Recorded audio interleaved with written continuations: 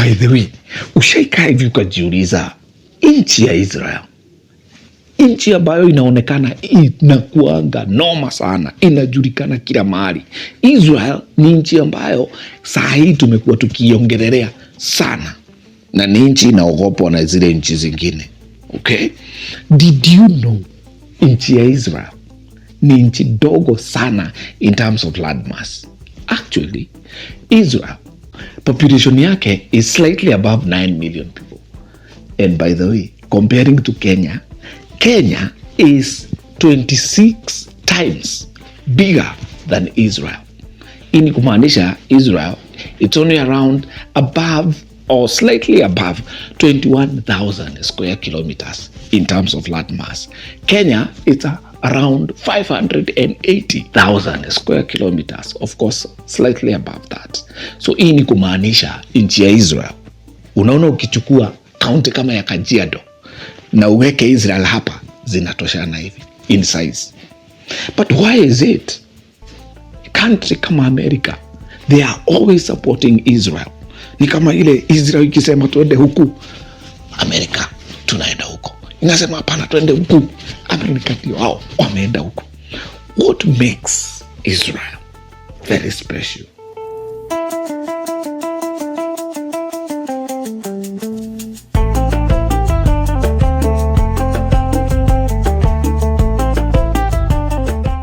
Of course, you cannot ignore the biblical aspect of it. Na najua, of course, easy theology na tunajuaga hizo vitu, but kuna still ka point hapo.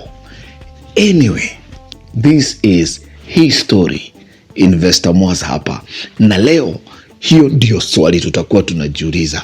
Mbona Israel, kanchi kadogo with 9 million people, ukilinganisha na Kenya, we are above now I think 50 million people, but Israel ni noma na ni nchi ambayo inatambulikana sana. Now, of course, those who do theology, they will tell you the prophecies that were made even way before about Israel, the promises of God to Abraham that goes way back to Genesis 12, that I'll bless those who bless you, I'll curse those who curse you. Maybe some people, by the way, wanafikirianga nchi zenye zina support Israel like USA, maybe kuna kitu wanajua iko hapo, lakini wacha tutoke hapo. Actually, even others who wanafikiria, or they argue, when we talk about Ezekiel 36 and 37, of course about the dry bones, hiyo ni story unajua, and also the gathering back of the Jews. Of course, they believe when the Jew state was established back in 1948, that was a fulfillment of Ezekiel, or the book of Ezekiel. But leo, wacha tusiende kwa Bible sana. But now, what makes Israel very powerful? Because it is a small nation, but very powerful. Now, there are several things zenye, of course, zinafanya Israel ikue very powerful. Of course, Israel tunasema it's technological and economic powerhouse. Technology is very, very, very high in Israel, right? The economy is also doing very well. Actually, I think it's classified 17th in the world, right? Now, when we talk about technology, we are talking about things to do with AI, cybersecurity, bra bra bra bra, all those stuff. Remember Israel pia, hata kama ni desert, by the way, nchi iko kwa desert, they still do farming, and actually they export farm products. Hawana maji safi, wanatoanga maji wapi? Kwa lake. So number 2, something that also makes Israel to be powerful ni kitu inaitwa elite military and intelligence. Na by the way, now hapa ndipo tunaangalia, this is what we'll be focusing on, things to do with intelligence. Of course, military wise wako sawa, lakini what makes them even more better ni kitu inaitwa intelligence. IDF, hiyo ni Israel Defense Force, ni wanoma, lakini kuna watu wengine wanaitwa the Mossad. Hawa ni watu wa intelligence na ni wanoma ile zaidi. Alright? Now, finally, kitu ingine inafanya Israel by the way pia ikuwe powerful ni kitu inaitwa diplomatic alliances, and mostly hapa, of course, the major partner, the BFF. Alright? Hapa ni USA.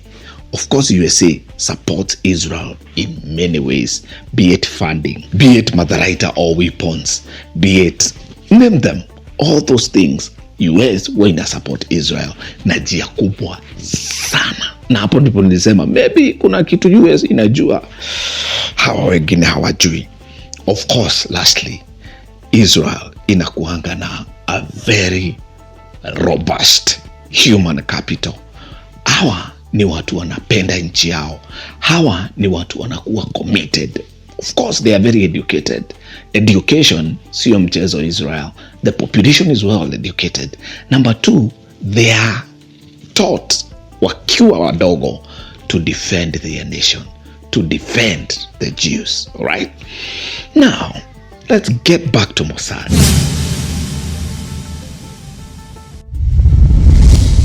Sasa Mossad, hawa ni watu wanaogopwa sana because of course hawa ni watu wanafanyanga operation ni kama, actually kuna watu wanasemanga hawa si kama watu, ni kama shadow.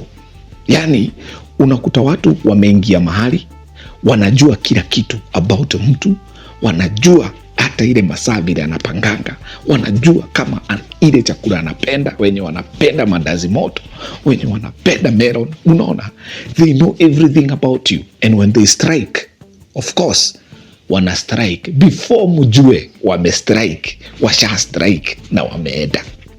Okay, wanaenda kuwatch wakiwa kwao, ndio wanawatch nyinyi mkijua mlistrikewa. Okay, now formed back in 1949. Now Israel was established in 1948, but it is after the Second World War.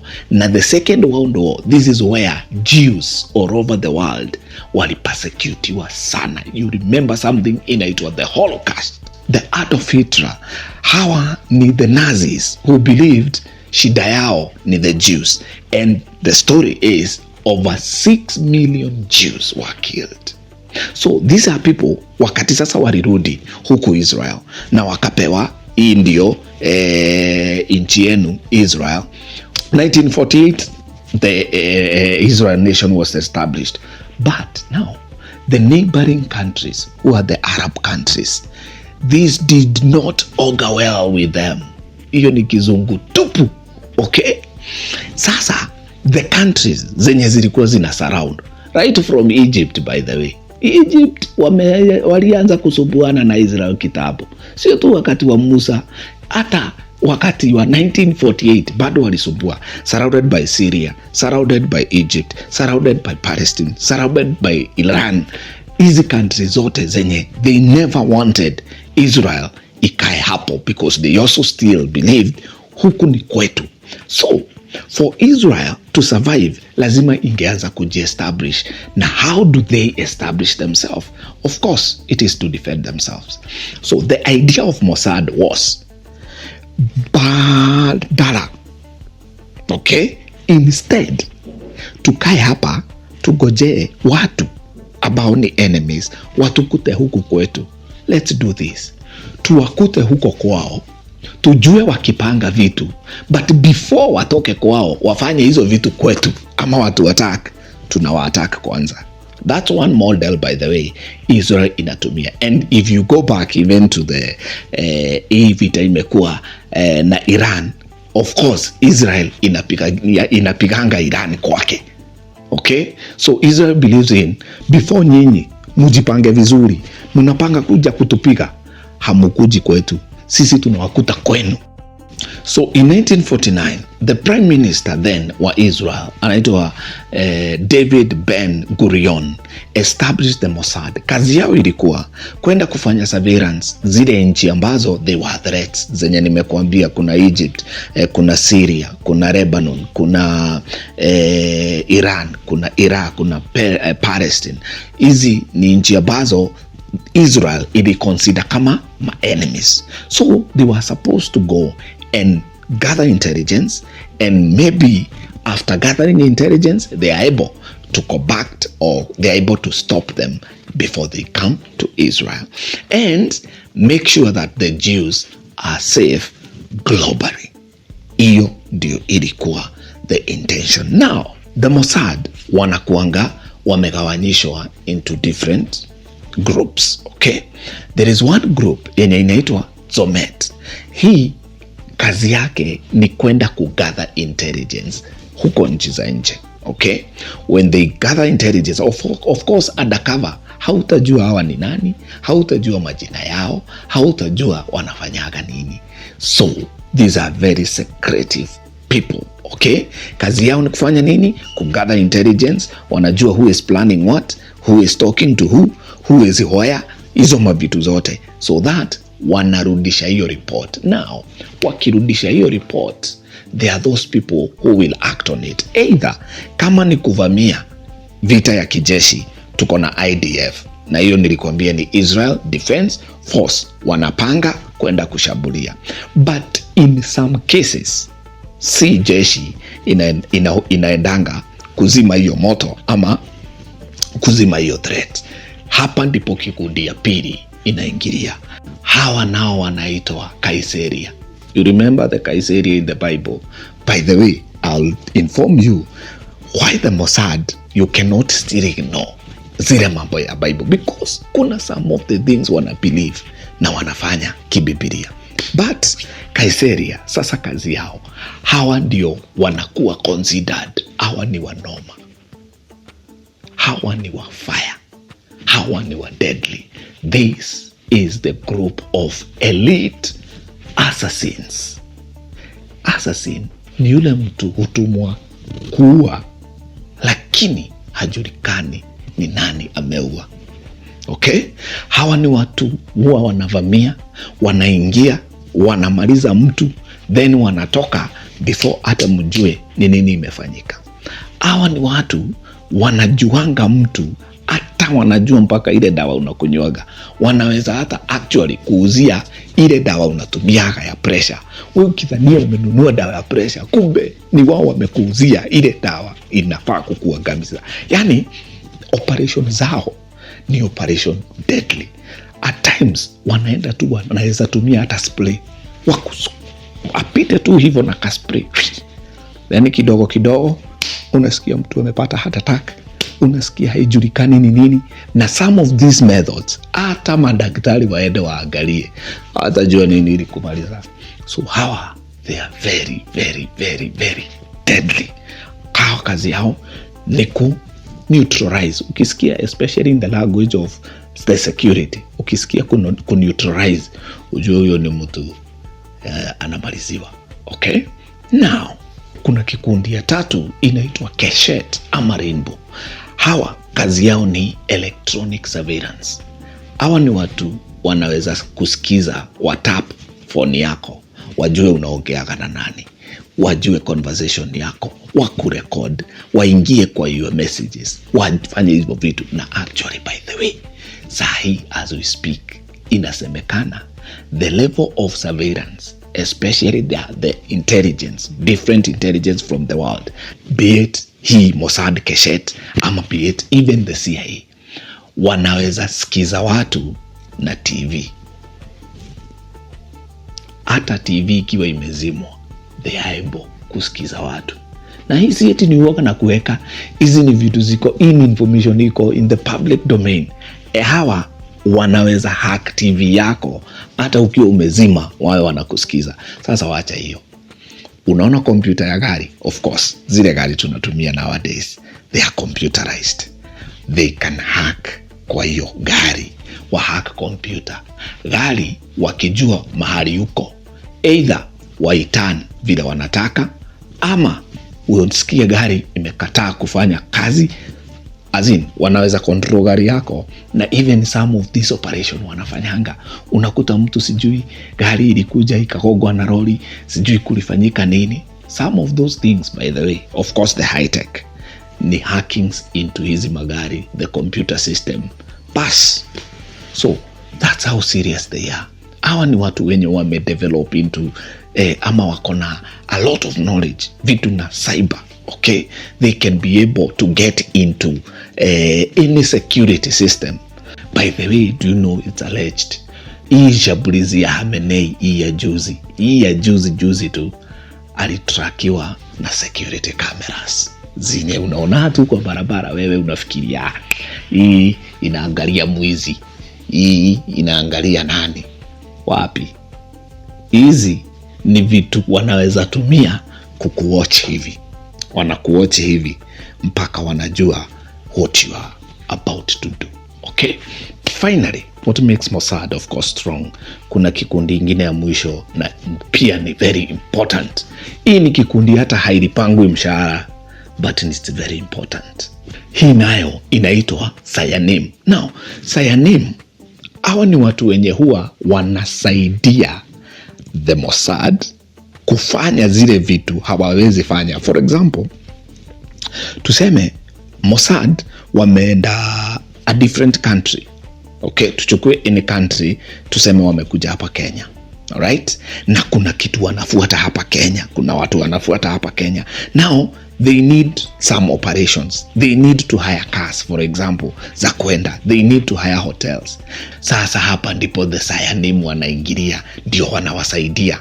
Wanawaambia huku kunaendaga hivi, huku kunaendaga hivi. Na by the way, si lazima walipwe. What they do is wanakuanga wameshikana. Now, let me give you example. Ushaisikia Wakikuyu wakiitana mundo wa nyoba, especially when wako mahali si Wakikuyu wako. For example, usikie umeenda US, Kamau amepatana na Njoroge US. Hata kama huku kwao ni maneiba na hawasikizanagi, hata wako na kesi ya shaba, but juu wako mbali, anasema huyu ni mtu mundo wa nyoba.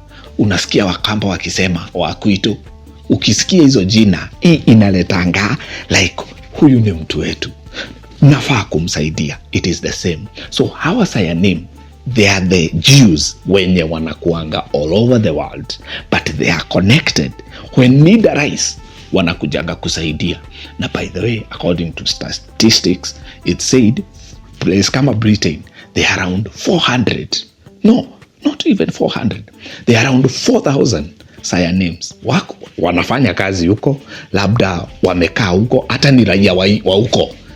Actually, si necessarily ni raia wa Israel, but they are Jews. In US, kunasemekana kuna over 16,000 Sayanims. So, hawa ni watu wako everywhere, but wanasaidia nchi yao because they have a collective responsibility ya ku make sure every Jew is safe. Now, in the next video, hii tutafanya series by the way, na hii sasa nitakuwa na kuexplainia kama movie, kama video, okay? Tutakuwa tunaangalia zile operation zenye zilifanywa na Mossad, of course, right from the capture of mtu alikuwa anaitwa Adolf Eichmann. Huyu ndiye jamaa mwenye alilipia makosa na crime ya the Holocaust. Huyu ni jamaa alikuwa amepotelea kule Argentina. Anaenda anachange jina, anachange everything about himself. Of course, alikuwa during the time of Adolf Hitler, he was among the people wenye wali order the killing of the Jews wenye walikuwa wamekusanywa kwa camps. Juu walikuwa wanadanganyiriwa, mnarudishwa kwenu. Then wanakusanya, wanapelekwa msitu, wanauliwa huko, wanazikwa huko. Now, the Adolf Eichmann is one of those guys mwenye, of course, historically, yeye alichukuliwa kutoka Argentina na 5 Mossads. Imagine, 5 of them ndio walitumwa. Wakaingia Argentina, wakamchukua, wakamtoa Argentina. Hakuna mtu anajua. Actually, walimtoa Argentina kama bado ni mmoja wa watu wa Israel. Wakamsmago mpaka Israel. And uko ndiko alienda, of course, kushtakiwa. The court proceedings of course, they were broadcasted kwa radio those days. Na of course, alinyongwa kwa makosa ya kuua the Jews during the Second World War. Hapa tu jirani, hapa kwa Uganda, in 1976, there was a flight ama ndege ilikuwa imebeba Waisraeli na ikatekwa nyara, ikashikwa mateka, ikaletwa hapa Entebbe. So the Mossad wakacheza kama wao, wakachukua intelligence, wakapea IDF and wakakuja wakafanya operation, the famous one, Operation Entebbe. Na by the way kuna movie inaitangwa 90 minutes to Entebbe. Hii ni real. Ni akina nani hawa? The Mossad na many other things Mossad have been able to accomplish. So see you in the next video. Na by the way, so you know, the motto ya Mossad inatoka Proverbs 11 verse 14 yenye inasema, where there is no guidance a nation falls, but in abundance of counselors there is safety. Hapo bereni the motto ya Mossad ilikuwa imetoka Proverbs 24 verse 6. Si hata wewe uende usome ujue walikuwa wanafasema nini. Now in the next one tutakuwa tunaangalia the capture, of course not just the capture, tutakuwa tunaangalia the tracing, the capture and the trial of Adolf Eichmann. See you in the next one. But before you go, remember to subscribe, remember to share, remember to like. Sindio? Ndio hii mambo ikue furahi. See you in the next one.